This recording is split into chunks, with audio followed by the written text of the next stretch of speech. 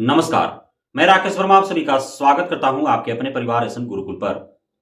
बिहार में बीपीएससी आयोग के द्वारा चल रहे टीआरई 3.0 विद्यालय अध्यापक भर्ती का काउंसलिंग जो 23 दिसंबर 2024 से प्रायोजित है, उम्मीदतः 23 दिसंबर 2024 से नहीं हो पाने की संभावना जताई जा रही है। ऐसा इसलिए कि टीजीटी पीजीटी का जो रिजल्ट घोषित हुआ और घोषित होने वाला है, तो अब तक जो घोषित हो चुका है उसका डिस्ट्रिक्ट अलॉट नहीं हो पाया है, और नहीं घोषित हो पाया है वो कब तक होगा इसकी भी निकट भविष्य में कोई उम्मीदें दिख नहीं रही है। तो जब तक परिणाम घोषित नहीं हो पाएंगे तब तक काउंसलिंग कैसे और किसका होगा। इस वजह से अब ऐसी कवायद शुरू कर दी गई है, कयासें लगाई जा रही है कि अब अगले साल ही टीआरई 3.0 का काउंसलिंग हो पाएगा। अब टीआरई 3.0 के काउंसलिंग का तिथि जो निरंतर आगे बढ़ते जा रही है, इससे एनआईओएस डीएलएड धारियों की उम्मीदें बढ़ती जा रही है। आप सोचे और समझे कि यदि 15 मार्च 2024 को जो टीआरई 3.0 परीक्षा हुआ था, यदि वह रद्द नहीं होता तो क्या अतिथि शिक्षकों को टीआरई 3.0 में अवसर मिल पाता? नहीं मिल पाता। 15 मार्च 2024 को हुए परीक्षा पेपर लीक होने के कारण रद्द हुआ और काफी अत्यधिक समय अंतराल उपरांत परीक्षा पुनः हो पाई। उसी बीच माननीय पटना हाई कोर्ट में जो मामला चल रहा था अतिथि शिक्षकों से जुड़ा हुआ, उसमें उनको जीत होता है और फिर मिल जाता है मौका टीआरई 3.0 के माध्यम से शिक्षक बनने का। और टीआरई 3.0 का जो परिणाम घोषित हुआ उसमें अतिथि शिक्षकों का काफी अत्यधिक संख्या में रिजल्ट देखने को मिला है। अब इसी प्रकार से भले ही परीक्षा आयोजित हो चुके हों, परिणाम घोषित हो चुके हों, लेकिन काउंसलिंग अब तक नहीं हो पाया है।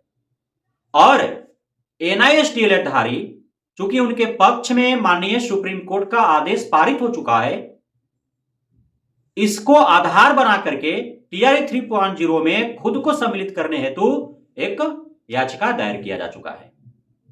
माननीय पटना हाई कोर्ट से काफी अत्यधिक उम्मीदें हैं एनआईओएस धारियों को कि माननीय सुप्रीम कोर्ट के 10 दिसंबर 2024 को आए फैसला के आधार पर पटना हाई कोर्ट भी एनआईओएस धारियों के साथ न्याय करेगी और टीआरई 3.0 में एनआईओएस धारी को सम्मिलित करने हेतु आदेश पारित कर देगी। हालांकि टीआरई 3.0 में सम्मिलित होना टेढ़ी खीर सा दिखता है, क्योंकि परीक्षा आयोजित हो चुके हैं, परिणाम घोषित हो चुका है। यदि एनआईओएस धारियों को अवसर मिलता है तो इनसे आवेदन आमंत्रित कराना होगा, इनका परीक्षा लेना होगा और फिर परिणाम घोषित करना होगा। अब एक बार परीक्षा आयोजित हो चुका है, दोबारा में एनआईओएस धारियों को अवसर प्रदान कर इनको परीक्षा ली जाएगी, तो 2 बार जब परीक्षा हो जाएंगे तो फिर नॉर्मलाइजेशन का स्थिति उत्पन्न होगा और उसके उपरांत जो परिणाम घोषित किया गया है उसको रद्द करके और पुनर्परिणाम घोषित करना पड़ेगा।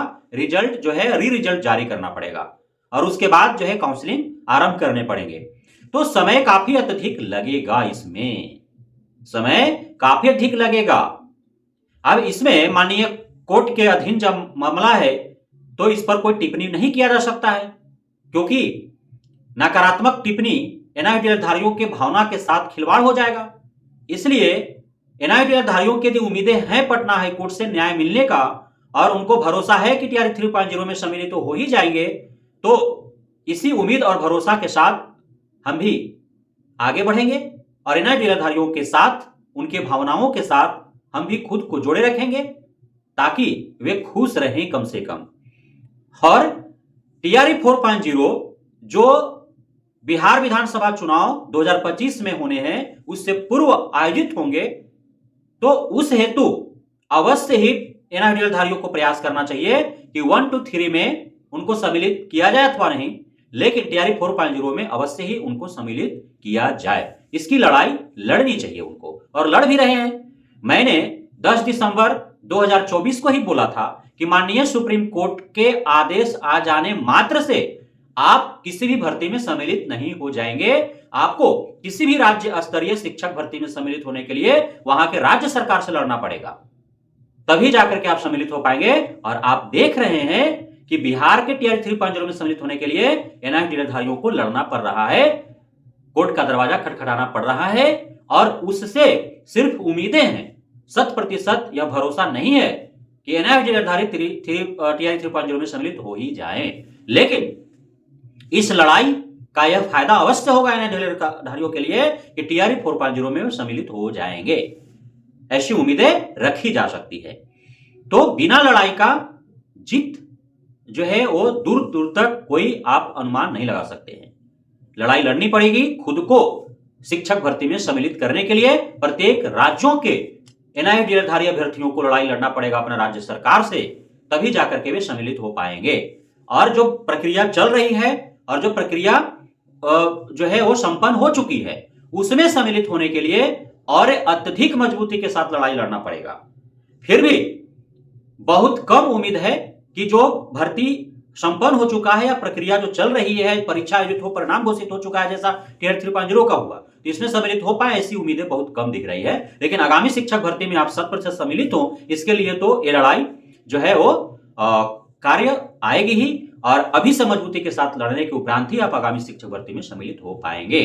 तो आप सभी एनआईटी धारियों को हार्दिक शुभकामनाएं, अग्रिम बधाइयां आगामी शिक्षक भर्ती में सम्मिलित हो शिक्षक बनने के लिए। बहुत बहुत धन्यवाद आप सभी साथियों का हमारे साथ जुड़े रहने के लिए, बने रहने के लिए, इतना प्यार देने के लिए, हमें भरोसा बनाए रखने के लिए।